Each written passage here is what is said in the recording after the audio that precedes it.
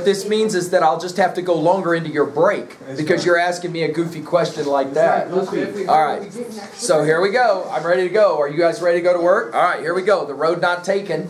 We'll look at this poem now, just as we always do, to exegete. We'll read out loud. I'm on 724. We'll read out loud, and then we'll go through a process of exegeting together or interpreting the poem. Two roads. Are you reading with me? Put your pen on the words if you need to. Two roads diverged in a yellow wood, and sorry I could not travel both and be one traveler. Long I stood and looked down one as far as I could to where it bent in the undergrowth. Then took the other as just as fair, and having perhaps the better claim, because it was grassy and wanted wear, though as for that, the passing there had warned them really about the same. And both that morning equally lay in leaves no step had trodden black. Oh, I kept the first for another day.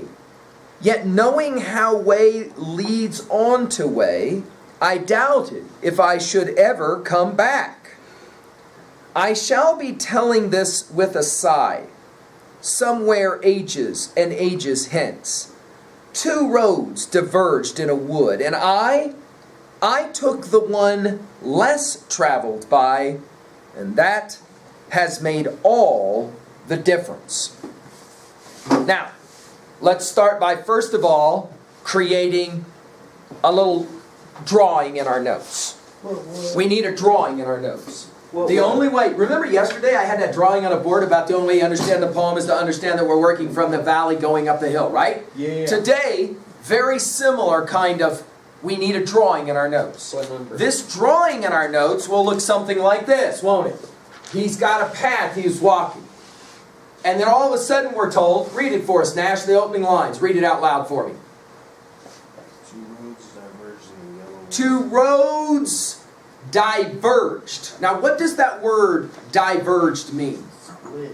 Split. So notice, he's walking, and then all of a sudden, it splits. It splits. This picture's not as cool. He's got to make a decision. He's got to make a decision. He can't keep going forward. He either has got to go left or he's got to go right. Two roads. Two options. Option A, option B. Write it in your notes. Option A, option B. Now Mr. Nash read for us the opening line. Two roads diverge. That means going separate directions. In a yellow wood. What does yellow mean?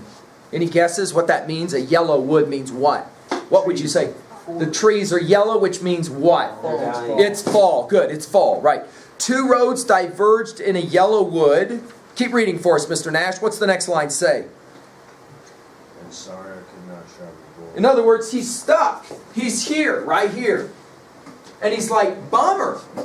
I'd like to go down both of them. Right? He's walking through the woods. Frost lived in New England, and he loved to go on walks in the woods. Maybe some of you like to do this when you go fishing or whatever. You just take off, walk way back down a trail to get ready to start dropping in on a stream or whatever, and all of a sudden you come to a fork in the path, and the question is, which direction do I go? I'd like to go both, he says. Look at the next line. And be one traveler. He says, I wish I could go both roads at the same time. Long I stood and looked down one as far as I could to where it bent in the undergrowth. So that means it went down the hill. You got it. Can't see very far. I wonder where it goes. Can't see very far. It goes around a corner. To the zoo. Don't know. The other, look at the second stanza. Then took the other as just as fair. In other words, it's just as nice a looking path. He's stuck in the middle of the road, and he's looking at both options, and they both look good to him. How's he going to choose? Having perhaps the better claim, because it was grassy and wanted wear. That's an important line. What does it mean to say the path was grassy and wanted or needed wear? What does that mean? That hasn't been walked in a Let's write it down. Brilliant. Jesus just said it for us. The first path this is important, Mr. Nash. The first path, worn down. Lots of people have walked on the first path. The second path, grassy. Why grassy? Because nobody has walked on that path very much. So we've got two paths. Path A, quite a bit of walking. Path B, not a lot of walking.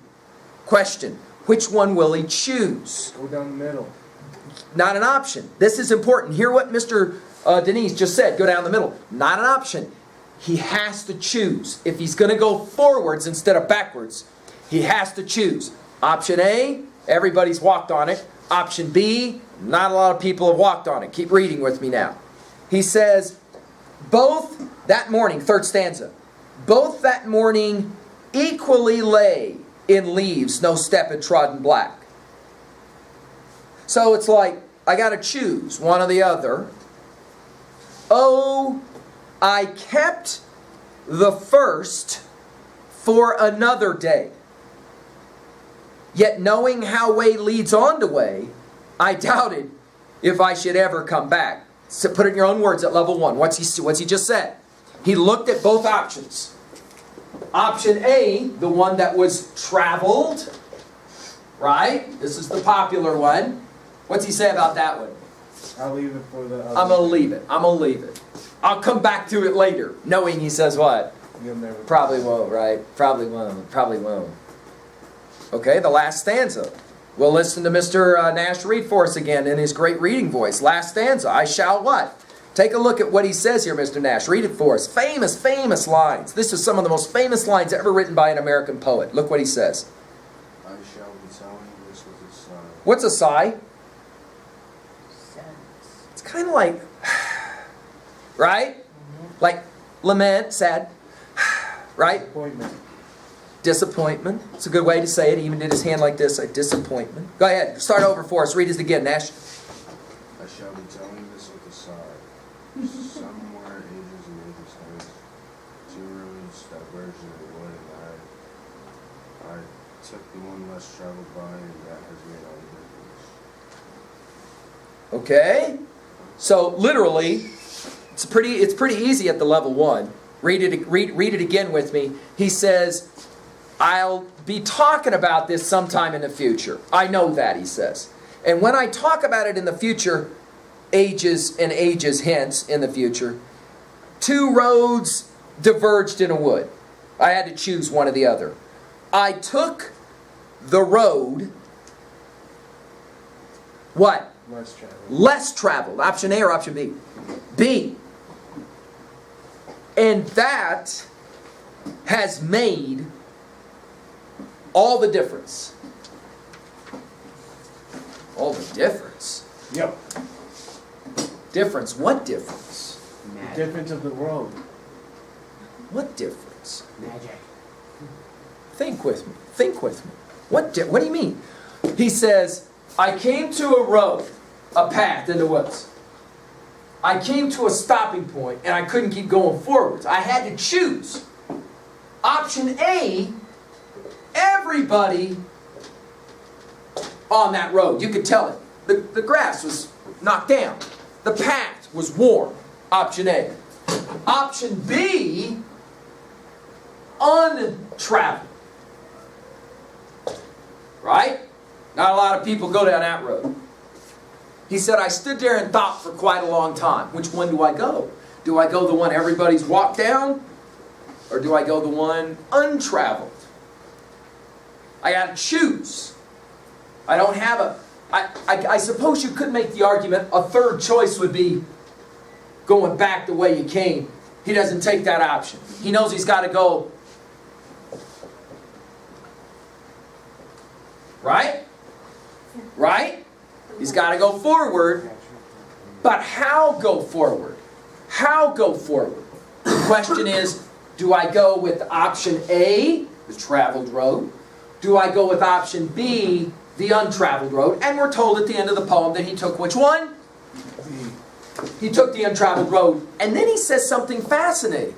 He says, later in my life, I'm going to say it out loud. I took the road not so traveled, and that's made all the difference. And it's at that point we have to realize this ain't a poem about walking in no woods. Oh, let's go to level 2. Let's go to level 2. We now know what the poem says. The poem says, I was walking in the woods, I came to a split in the woods, fork in the woods, right? A road, and I had to choose one or the other. I could have chosen the path that a lot of people clearly have walked down. I didn't go that route. I went the other route, the one that not so many people walked down. And that's kind of made the difference.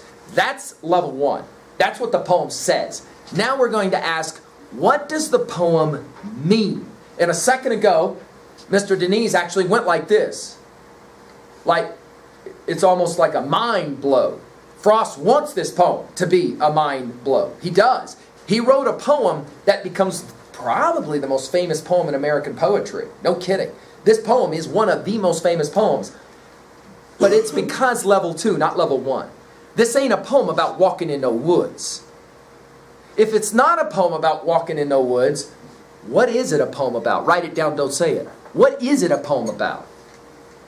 In what way in this poem does walking down a path and having to choose whether to go on a path, road, everybody's gone down versus a road almost nobody's gone down, in what ways is this poem then at level 2 about something more than walking in the woods? What's it about? This is a poem about what?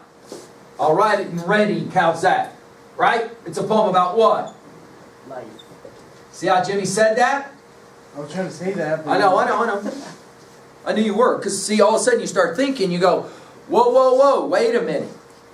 This is a poem not about walking in the woods. This is a poem about living your life. And to be, rhetoric, not what a poet says, but how a poet says it. Poets often love to use a symbol, S-Y-M-B-O-L. Write it down, workman, S-Y-M-B-O-L. Now I know if I go and watch the band, they always have some poor guy that's standing there a whole lot. That word is said symbol, right? Symbol, but that's a different word. This S-Y-M-B-O-L, symbol, one thing represents another thing. Write it down. One thing represents another thing. What does the word represents mean? What's that mean? Represents. What's that? One stands for. Stands for. Represents. Stands for. Okay?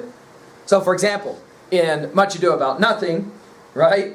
Beatrice kind of represents or stands for a strong-willed woman who takes no crap from a guy. Right? That's a Beatrice type character. She's a symbol. Benedict is a symbol of what kind of guy? What's Benedict a symbol of?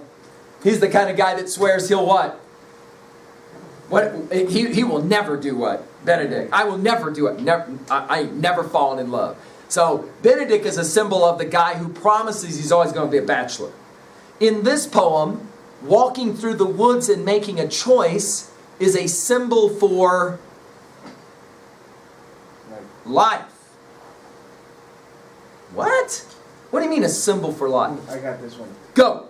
It is because it says 2 paths, one that everybody walks on and one that doesn't.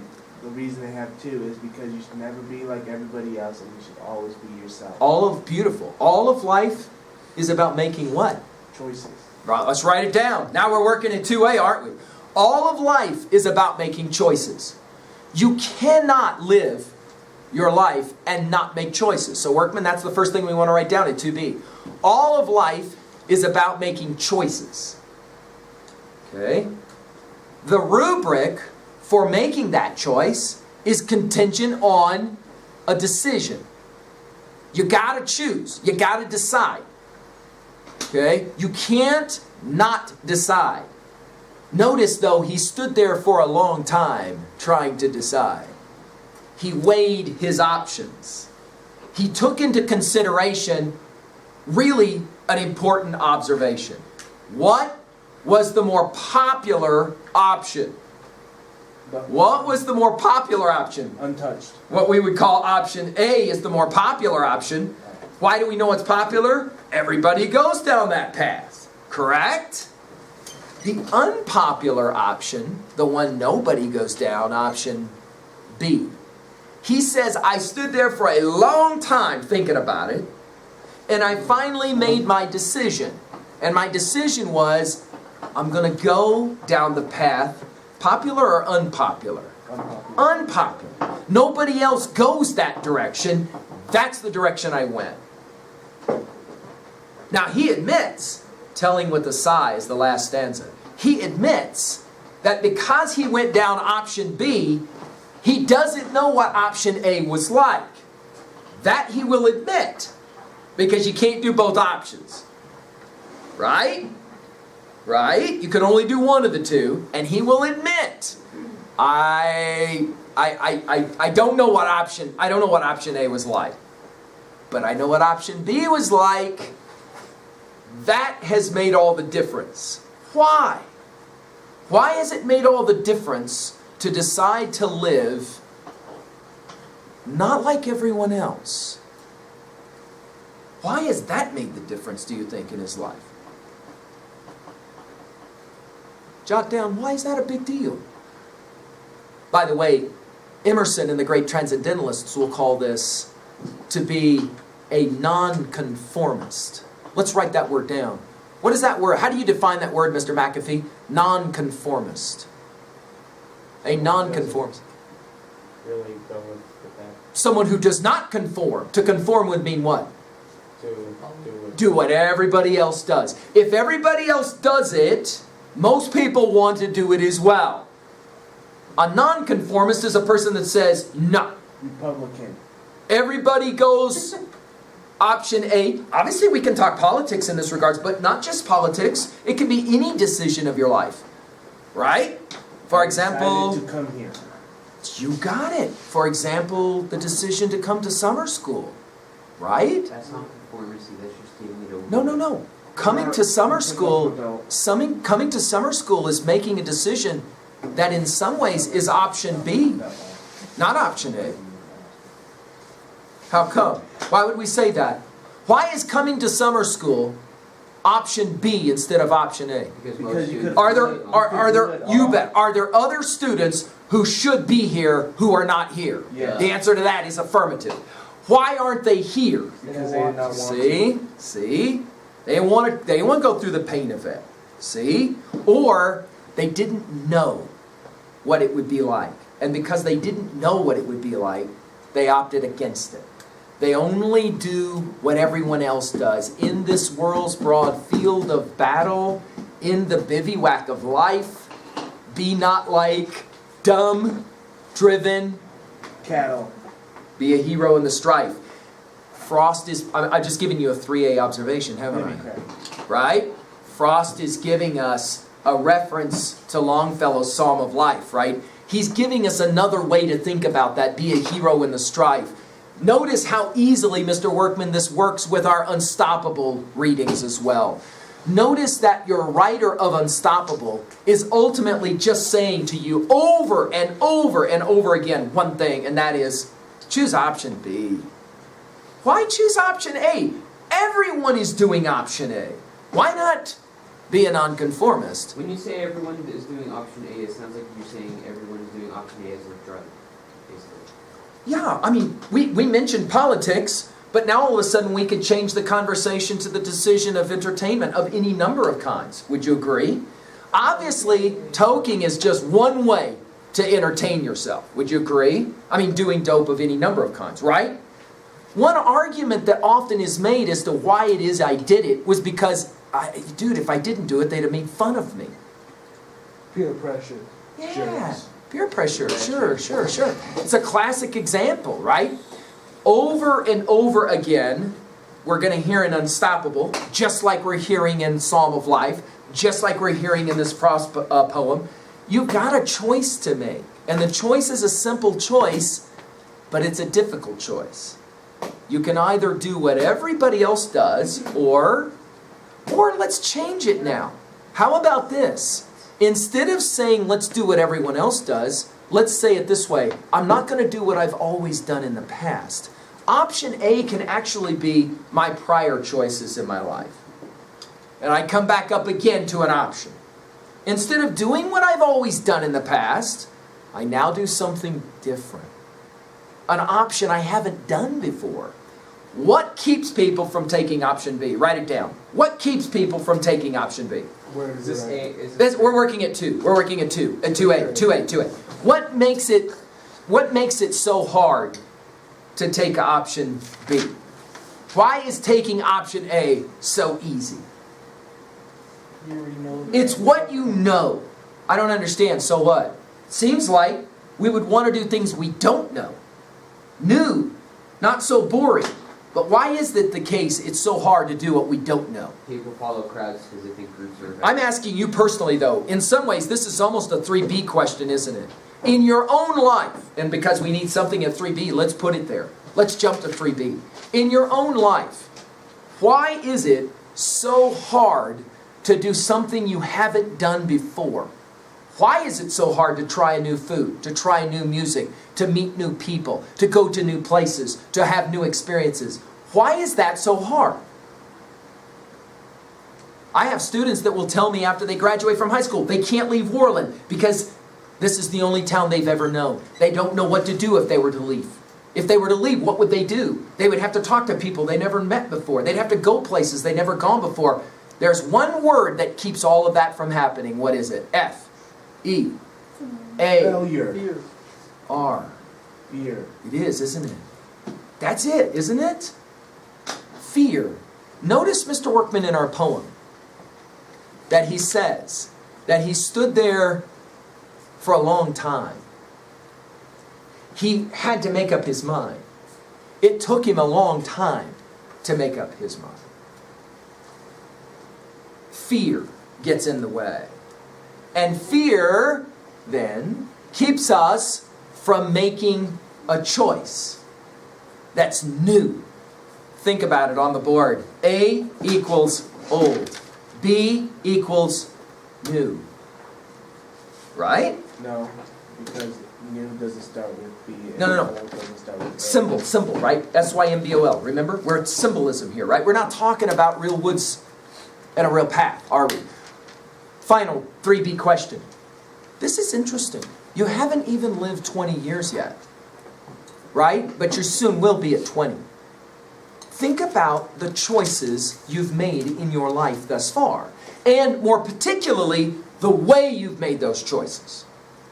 Are you more inclined to say that you are like the speaker of this poem? When you come to major decisions, you try the new thing, you push yourself to do something new? Or are you more inclined to say about yourself, I hate to say this, but I get kind of a scared, and I normally do what's inside my comfort zone, which is what I've always done in the past, which is option A. I'm more inclined to say I probably in this situation would go the path. Well, it looks like a lot of other people have gone this way. I think I'm going to go this way because, dude, there's no idea about what the other path is. Jot down, how are you more inclined to think of yourself? Let's limit it to high school. Just to high school. In regards to the decisions you make, in regards to the things that you do, are you more inclined to say you kind of take option A more? Thank you. Or you kind of take option B more? I realize Mr. Workman has said it out loud. This is an uncomfortable question because it does make us think. It makes us challenge ourselves. In fact, answering this question may be option B for you. Which is to say, I normally don't even think about these stupid poems. Now you got me thinking, and the minute you got me thinking, I've already gone down road B now. Crap. Because I don't know where it's going to lead. It might make me uncomfortable to accept, you know what? Is that for 3B? We're 3B in here. We're 3B in here. You know what? I hate to admit this about myself, but I'm kind of a coward. I've never really tried, new stuff. Option B. I don't like that about myself. That kind of makes me mad to say that about myself. And yet, I got to say it out loud because it's kind of true. Very interesting. Very interesting. All right, final option, final comment on 3B. Don't worry, Mr. Denise. I'll kind of explain Mr. Nash what he missed. So thank you for helping him. I appreciate it. See, it's one more way you're a leader. I love it. Now, let's jot down at 3B one observation real quickly. And this should, I think, Mr. Denise, I think we have everything, right? 1, 2A, 2B, 3A, 3B? We don't have 3A. 3A. 3A, I mentioned already, Psalm of Life. I even quoted Longfellow. Mr. Workman, you got to stay with me here. So jot down. I also commented on what else? What else should you have at 2A? Unstoppable. Yeah, I mentioned the Unstoppable book a couple of times. So you want to write that down. So you should have something at every place. 3B is the last thing. Don't worry, Mr. Nash. We'll get you through it, okay? Just stay with me right here, okay? 3B, question. Let's limit it to high school only. And Mr. Nash, you can write this one down even though you don't understand yet our poem, okay? 3B, question. If I were to ask you, and I am, what is the single most important choice you've made since you were a freshman in high school? What for you would that be? It might be in school, it might be outside of school, it might be people, it might be personal, it might be just you, it might be relationship. What is for you the most important decision that you've made? And if you don't want anybody knowing about it, write it down and then you can scribble it out. Or write it in code language, use just letters, initials, or whatever. I want you to think about it though. What is the one moment in high school for you where you took option B, not option A? And do you agree with Frost, it made the difference? Do you agree it made a difference in your life? Yeah, bud.